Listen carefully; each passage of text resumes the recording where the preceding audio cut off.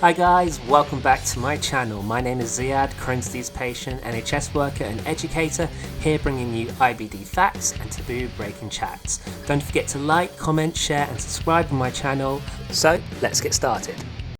Hello and welcome to this lesson on the gut microbiome. So let's just get started. So every surface of the human body has its own collection of organisms. This collection of organisms is known as a microbiome. And the same goes for the gut, which is home to trillions of different microorganisms. So the terms gut microbiota and gut microbiome are usually confused as to referring to the same thing.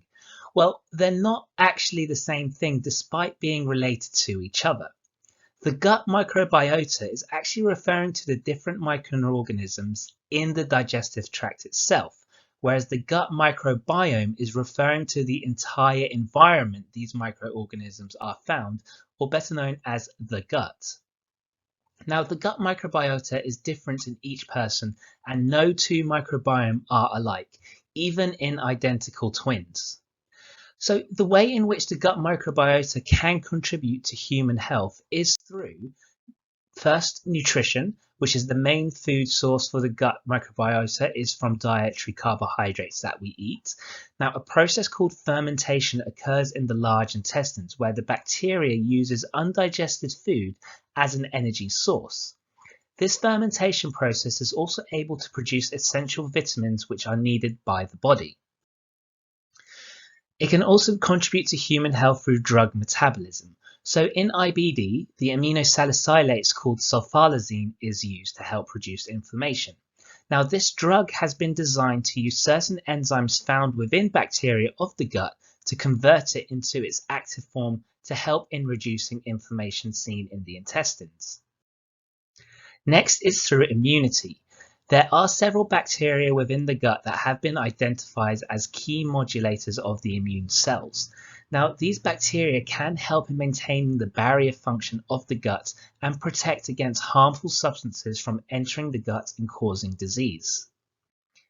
So to simplify the gut microbiota, it can be split into good and bad bacteria, but it's a little bit more complicated than that, but we're just going to go with good and bad for now. When there is an imbalance between the ratio of the two which favors the bad bacteria, this is known as dysbiosis, which can have a negative impact on human health. There are, however, several additional factors that can cause dysbiosis. So first one is through diet. It is known that diet can alter the behavior of the gut microbiota, which can adjust their metabolism depending on what type of food source is available to them. This can contribute to dysbiosis as well as causing changes to the metabolic and inflammatory pathways within the body. Now, disease such as infection can affect the digestive tract as it's one of the most common causes of dysbiosis. Microorganisms that affect the gut can compete with the bacteria already there and can start inflammatory responses within them, destabilizing the gut environment, causing symptoms such as bloating, diarrhea, and abdominal pain. The medications we use can also have an impact on the gut microbiota. Some medications, such as antibiotics, can change the balance of good and bad bacteria in the gut, which can cause symptoms such as diarrhea.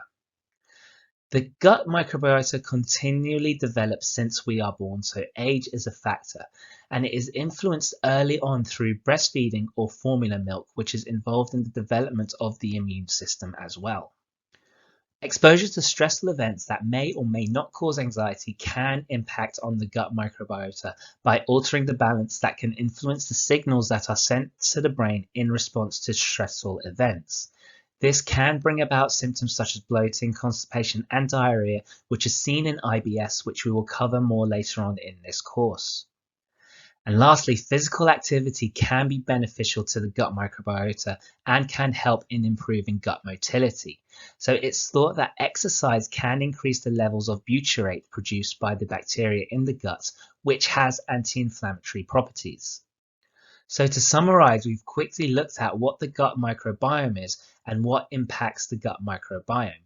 Later on in this course, we will look at the exact impact of IBD on the gut and the gut microbiome.